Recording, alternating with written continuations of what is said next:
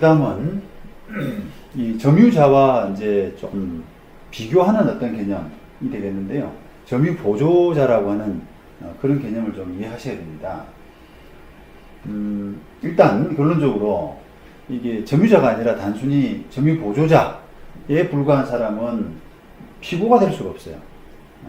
피고가 될 수가 없고, 그래서 뭐 만약에 점유보조자를 집어넣어서 소송을 했다라고 하면은 그 점유보조자에 대해서는 기각 판결이 날 가능성이 큽니다. 자, 그런데 문제는 점유자와 점유보조자가 좀 구분이 모호할 수가 있어요. 자, 일단은 우리가 가장 그냥 단순하게 예를 한번 드려보겠습니다. 우리가 A라는 사람과 임대차 계약을 하고 임대차 계약을 해서 아파트를 하나 빌려줬다. 근데 그 A라는 사람이 기간이 됐는데도 안 나간다 라고 할 때 A라는 사람을 상대로 A라는 사람을 피고로 잡아서 소송을 하는 것은 당연하지 않습니까? 자, 그런데 우리가 명도소송을 할 때, 인도소송을 할 때 혹시나 다른 점유자가 있는가라는 그런 고려를 반드시 하셔야 돼요. 그래서 예를 들면 A라는 사람이 그 집주인 모르게 그 방 한 칸을 다른 사람한테 다시 전전세 같은 걸로 할 수가 있잖아요. 그러면 그 사람이 만약에 B다 라고 하게 되면은 그 B를 상대로 소송을 해서 판결을 받아야만 궁극적으로 이제 그 집 전체 나중에 인도를 받을 수가 있거든요. 근데 B가 빠지게 되면은 아주 곤란하기 때문에 이 소송을 하시기 전에는 기본적으로 그 주택 같으면 주민등록을 떼보는 그런 절차가 확인이 필요할 수가 있습니다.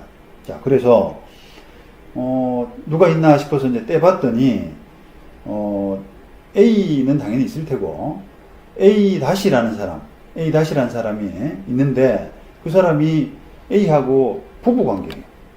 또는 부자관계예요. 자, 그렇다면 A-를 피고로 넣어서 다시 말하면 A-를 별도의 점유자로 보고 피고로 넣어야 되느냐라고 하는 부분에 대한 고민을 해볼 수가 있지 않습니까?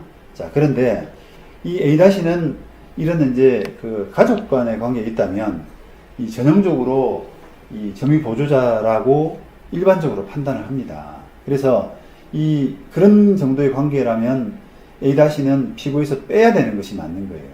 별도로 넣지 않아야 되는 것이 맞습니다. 만약에 넣어서 만약에 판결을 구했다라고 하면 궁극적으로는 다른 특별한 사정이 없는 한은 A-는 A에 대해서는 기각이 되고 또 재판 패소에 따른 어떤 비용 이런 부분들도 다 물게 되겠죠. 그러니까 피고를 이제 누구로 정할 것이냐라고 하는 부분을 좀 잘 생각해서 하셔야 되는데, 일단 그 점유보조자의 개념은 민법 195조에서 설명을 하고 있는데요. 아까 말씀드린 가사상, 그 다음에 영업상, 기타 유사한 관계에 의해서 타인의 지시를 받아서 물건에 대한 사실상의 지배를 하는 때는 그 타인만을 점유자로 한다라고 해서 그 점유보조자는 점유자의 개념은 아니다. 점유자는 아니다. 라고 판단하고 있는 겁니다. 예를 들어서 이제 우리가 아까 아파트를 말씀드렸는데 그게 아니라 어떤 점포다. 라고 하게 되면은 어떤 그 세입자가 A라는 세입자가 식당을 한다라고 할 때 거기서 이제 이렇게 월급 받고 근무하는 사람들 이런 점유보조자가 되겠죠. 그건 이제 영업상 이런 개념일 텐데요. 그런 사람들을 피고로 굳이 넣을 필요는 없다라고 하는 그런 개념입니다.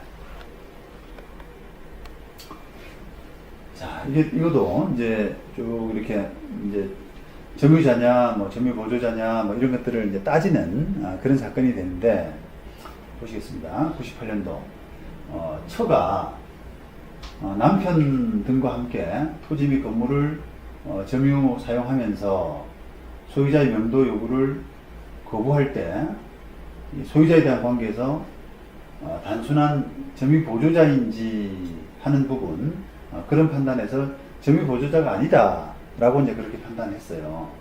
이거는 조금 이제 여러분들이 읽어보시면 알겠습니다만 조금 이제 그 독자적으로 점유하고 있을 만한 그런 상황이 좀 보여요.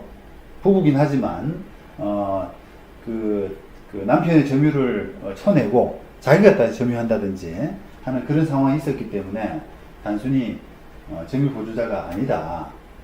라고 그렇게 판단을 한 겁니다. 그 다음에 91년도 대법원 판례인데요. 이거는 이제 제목이 건축물 자진 철거 개고 처분 무효 확인 이런 행정사건이죠. 행정사건인데 사건 번호도 이제 누가 됐지 않습니까?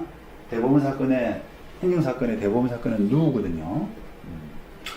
남편이 무허가로 건물을 축조함에 있어서 도와준 처가 무허가 건축물을 단속하는 공무원에 대해서 자신이 불법 건축물을 축조했다 라는 내용의 자인서를 작성하고, 자, 이게 이제 그 부인을 상대로 건축물 자진 철거 계고를 한 사건이에요.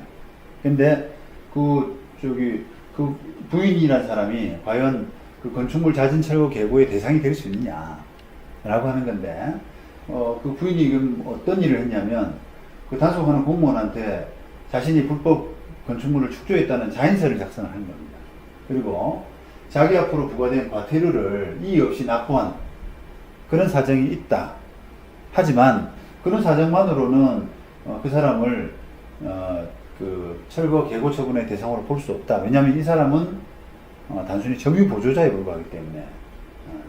그래서 이 철거 개고 처분을 하려 그러면 건축공사의 현장 관리 또는 점유자 이 정도는 이제 돼야지 철거 개고 처분이 가능한데, 이 부인 같으면 건물의 점유 보조자에 불과하기 때문에 그런 대상이 아니다. 그런데 그런 대상이 아닌 사람 상대로 그런 철거 개고 처분을 했기 때문에 이것은 절차가 너무 중대하고 명백해서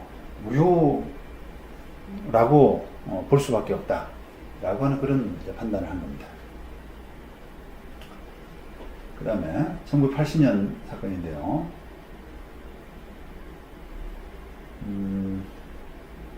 이것도 마찬가지로 그 건물을 원시 취득한 그 소유인의 동거 가족들은 원래는 점유 보조자에 불과한데 이렇게 이제 건물을 팔고 원래는 떠나고 했는데도 남아서 건물을 점유하고 있다면 그런 관계에서는 불법 점유자다라고 이렇게 판단을 했습니다.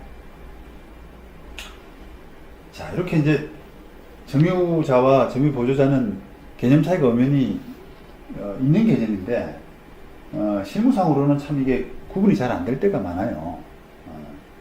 자, 그러면 구분이 안 될 때는 재판을 이제 어떻게 해야 되느냐? 우리가 사실 명도사건이나 인도사건의 핵심은 좀 빨리 하는 거예요. 소송하는 입장에서는 그 재판이 좀 길게 늘어지지 않고 이 사람을 빨리 판결받아서 또 빨리 집행하는 그것이 이제 가장 중요한데, 그렇게 재판이 늦어지지 않기 위해서 가장 중요하게 생각해야 될 부분은 피고를 놓치지 않는 겁니다. 피고. 다시 말하면 집행이 되기 위해서는 두 사람을 만약에 피고로 잡아야 되는데 한 사람만 피고로 잡았고 한 사람을 빼먹었다 라고 하게 되면은 나중에 집행할 때, 그러니까 A, B가 두 사람이 점유하고 있는데 A만 상대로 재판을 하고 B를 빼먹었단 말이에요.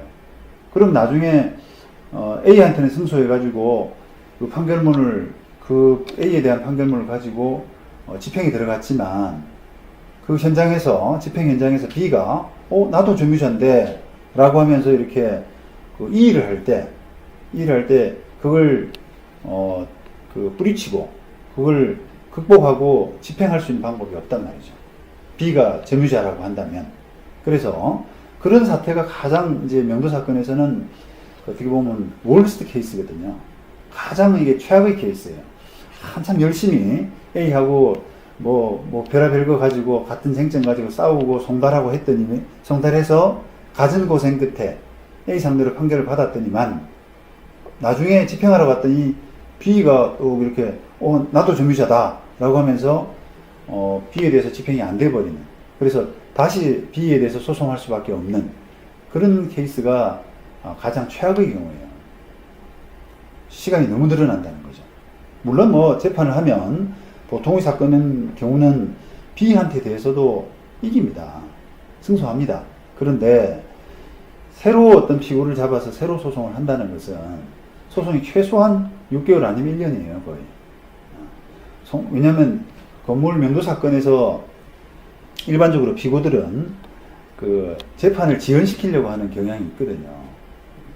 그래서 뭐 재판을 지연시킬 수 있는 방법은 많지 않습니까? 일단은 소장을 잘 안 받고요. 소장을 잘 안 받고 미적미적되면서 소장 송달에만 2, 3개월 걸리도록 만들고, 그 다음 만약에 공시송달 돼가지고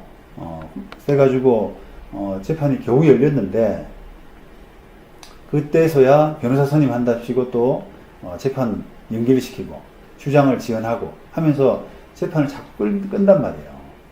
그러니까 이제 그런 사태를 A에서 한번 겪었는데 다시 B를 놓쳐서 B를 상대로 한 번 더 해야 된다라고 하면은 정말 이게 진이 빠지는, 소송을 하는 입장에서는 진이 빠지는 일이거든요.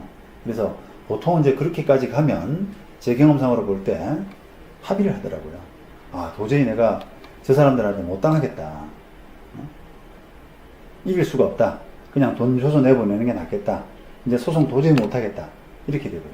결국은 소송 잘못해서 지는 거죠. 결과적으로. A한테 이겼지만 B를 놓쳤기 때문에 전체적인 그림에서는 소송에서 진 거나 다름이 없는 겁니다. 자, 그런 사태가 이제 안 오기 위해서는 결국은 B를 잡아야 되거든요. 피고로. 그런데 지금 말씀드린 이제 그런 부분이 좀 애매한 것이, 과연 이게 뭐 점유보조자인지 점유자인지 B가 그런 실체가 조금 애매할 때 이런 경우가 있단 말이에요. 그런데 아까 이제 대전제는 소송에서 피고를 빼먹으면 나중에 애를 먹는다. 소송이 너무 지연될 수밖에 없다. 이런 대전제를 생각한다면 어떻게 해야 되겠습니까? 잡아야죠, 피고로. B를 피고로 넣는 것이 좋아요, 가급적.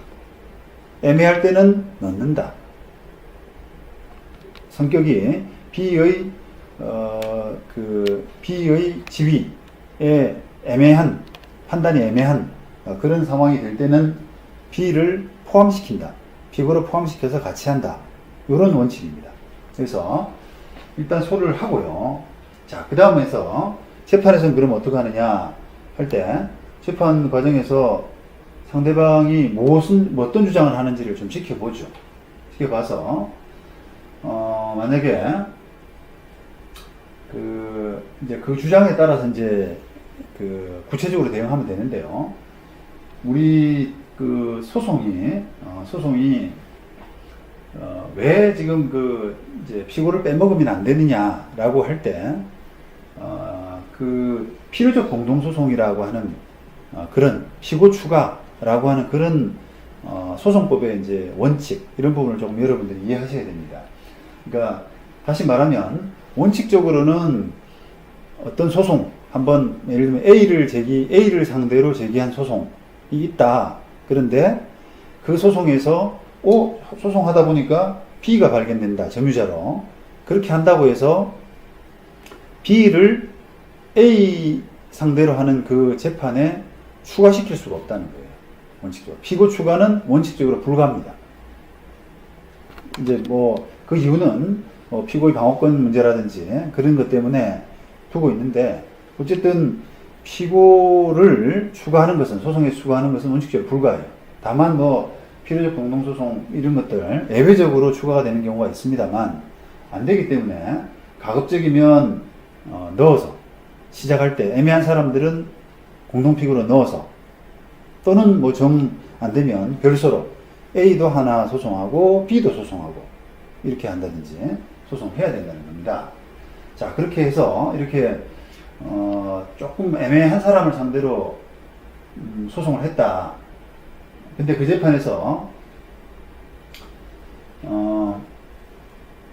그 사람의 답변 태도가, 나는 점유자다, 스스로 점유자다라고 하는 사람이 있어요. 그죠? B라고 하시죠. B가, 야, 너 뭐 때문에 여기 있냐? 라고 할 때, 나는 여차저차해서 여기 들어온 사람인데 나는 점유자다. 이렇게 답변한 사람이 있어요. 그런데 그 답변이 여러 가지 증거로 볼 때는 좀 점유 보조자의 가능성이 크다. 라고 할 때는 무턱대고, 판단해가지고 그냥 소취하는 것은, 바람직하지 않다는 겁니다. 그럼 어떡하냐?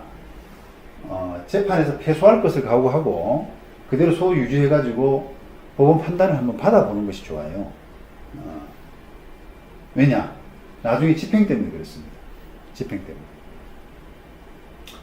자, 왜 그러냐면은, 점유 B를 상대로 이제, 그 B가 점유자라고 자기가 스스로, 나 점유자요 라고 주장하고 있는 상황에서 증거는 조금 모자라죠. 그러면 이게 재판 판결로 가가지고는, 그럴 때는 이제 판사님도 좀 권하거든요. 아, 이 사람이 조금 뭐, 점유 보조자 아니에요. 이렇게 하지만, 그게 어떤 뭐, 판사의 재판에서 중간중간 이야기하는 것들이 어떤 결과물은 아니기 때문에, 공식적인 입장은 아니기 때문에, 그걸 이제 그대로 믿고 덜러덩 하는 것보다는 나중에 재판에서, 소를 유지해가지고 재판에서 패소한다면, 어떤 결과가 나타나냐면, 결국은 이제 A 상대로 판결받아가지고 집행이 들어갈 거 아니겠습니까? 그런데 그 집행 현장에서 B가, 나도 점유자인데, 라고 주장하면서 집행을 방해할 경우를 대비할 수 있다는 거죠. 왜냐하면, 판결에 다 나왔잖아요. 판결에는 우리가 B를 상대로 재판을 했더니만, 판사님이, B는 여차저차해서 점유자가 아니에요. 점유 보조자에 불과해요. 그래서 기각입니다. 라고 하는 판단이 있기 때문에, 그 판단을 집행관에게 보여주면, 집행관도, B한테, 너, 판단 받았잖아. 점유 보조자라고 이미 판단 받았잖아. 라고 해서 그냥 집행을 다 해버린다는 거예요. 자, 그런 부분이 될 수가 있습니다. 근데, 만약에 B를 피고로 안 삼게 되면, B를 안 삼거나 아니면 중간에 소취를 해버리게 되면, B가 또 주장을 하는 거예요. 집행 과정에서. 나 점유자인데, 라고 하면, 집행관이 헷갈립니다, 이게. 집행관이 헷갈려요. 그러면서 나 점유자인데 라고 하면서 자기가 점유한다는 근거를 제시하잖아요. 예를 들면 아까처럼 주민등록 등본에 나와 있다든지 별도로, 그것도 이제 A하고 같은 이렇게 세대가 아니라 별도 세대로 나와 있다든지 하면서 친인척도 아니고 이런 약간 애매한 관계가 되면 친구죠. 친구 관계가 대표적인데 친구로서 들어와 있는데 자기는 전차인이라고 별도 계약을 하고 들어왔다. 뭐 그렇게 한다면 집행관으로서는 참 이제 판단이 애매한 겁니다. 그래서 어떤 경우에는 집행이 안 되는 경우도 있어요. 그래서 이제 그런 경우를 대비한다면 좀 패소할 각오를 하더라도 B를 넣어서 소송을 계속 유지해야 되는 것이 아니냐, 그렇게 판단을 해볼 수가 있습니다. 자, 그 다음에 재판할 때 스스로 이제 B 같은 사람이 나 점유 보조자에 불과한데 왜 내한테 소송을 했어요?